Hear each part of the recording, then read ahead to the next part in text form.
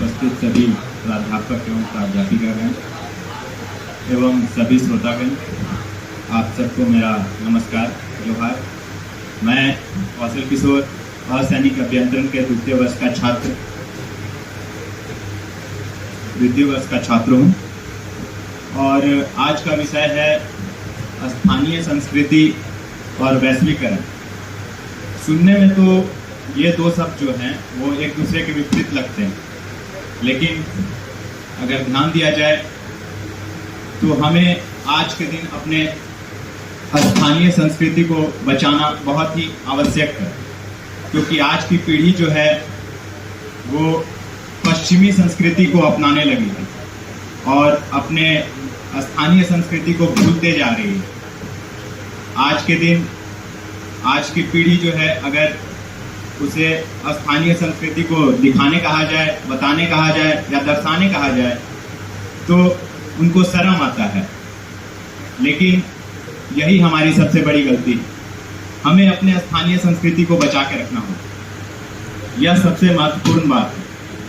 हालांकि वैश्वीकरण से हम देश विदेश से तो जुड़ते ही हैं और हम विकास की मार्ग पर बढ़ रहे हैं, लेकिन वैश्वीकरण के साथ साथ हमें अपने संस्कृति को भी बचा के रखना होगा। क्या आपने कभी सोचा है कि यह हमारी स्थानीय संस्कृति अगर हो जाए, चल जाए, तो फिर हमारा क्या होगा? वैसे तो मैं झारखंड के एक छोटे से गांव से आता हूं, जहां हरियाली, पर्व त्योहार, बोली बानी हमारा पहचान है। लेकिन हमारे झारखंड में बोले जाने वाली सबसे प्रमुख भाषा खोरठा, आप सबने सुना होगा। उसकी एक अलग ही पहचान है, उसकी एक अलग ही मिठास है।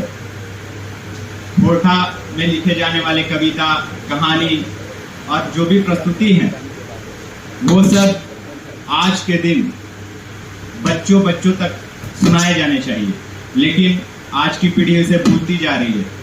आज की पीढ़ी सिर्फ हिंदी, इंग्लिश और ना जाने कितने भाषाएं को सीख रही है। हालांकि सारी भाषाओं को सीखना, उनको याद करना, उनको बताना सब ठीक है, लेकिन अपने मातृभाषा को बचाना, उसमें अपनी वाणी को दर्शाना, वो एक महत्वपूर्ण चीज है।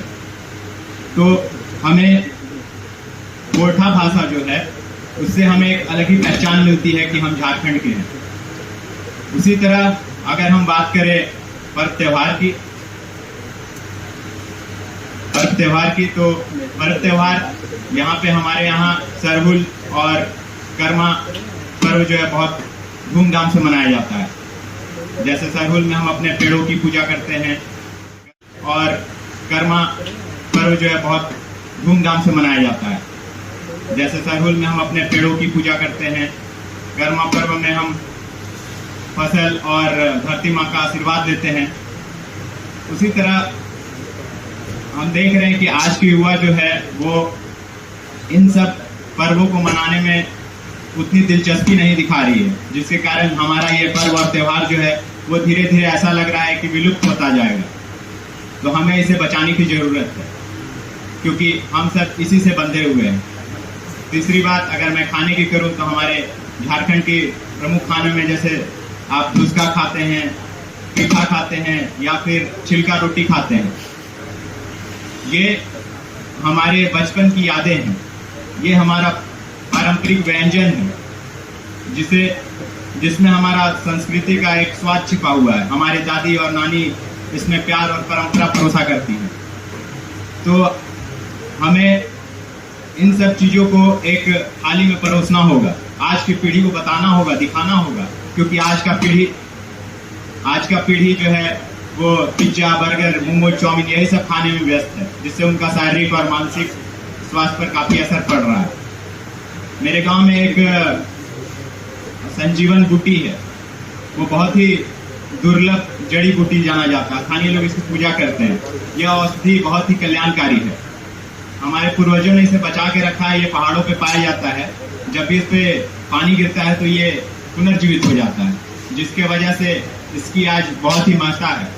तो जैसे हमारे पूर्वजों ने इसे बचाया है, हमारी भी ये दायित्व बनता है कि हम इसे बचा कर रखें और आने वाली पीढ़ी को यह संदेश दें कि हमें जो भी आज मिला है वो हमारे पूर्वजों से मिला है, तो हम उनका सम्मान करें और धीरे धीरे वैश्वीकरण की ओर बढ़ते चलें, क्योंकि वैश्वीकरण और स्थानीय संस्कृति में जब तक हम संतुलन बना के नहीं रखेंगे तब तक हमारा विकास नहीं हो पाएगा।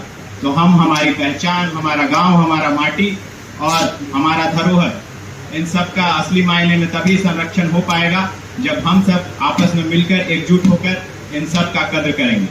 शब्दों के साथ मैं अपनी वाणी को विराम देता हूँ। बहुत बहुत धन्यवाद।